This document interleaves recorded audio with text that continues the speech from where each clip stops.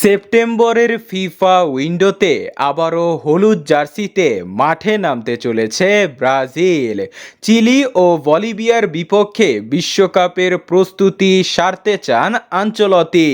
দলে চান নেইমার জুনিয়রকে। আনচেলত্তির ডাকে সাড়া দিলেন নেইমার। ইনজুরি থেকে রিকভারি করে পুরো 90 মিনিট মাঠে খেলছেন। আনচেলত্তিকে দেখিয়েছেন ব্রাজিলের দায়িত্ব নেওয়ার জন্য প্রস্তুত তিনি। আর কোনো ইনজুরিতে না পড়লে এবার ফিরছেন নেইমার জুনিয়র।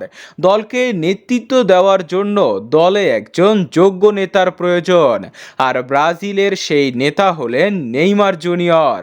শুধু নেইমার না, দলে ফিরছেন ব্রাজিলের মধ্যমাঠের পুরানো যোদ্ধা লুকাস পাকুয়েতা। বেটিং অর্থাৎ জুয়ার সাথে জড়িত থাকার অভিযোগে এতদিন অনিশ্চয়তার মধ্যে দিয়ে গেছে লুকাস পাকুয়েতার। এবার সেসব মিথ্যা মামলা থেকে খালাস পেয়েছেন এই তারকা।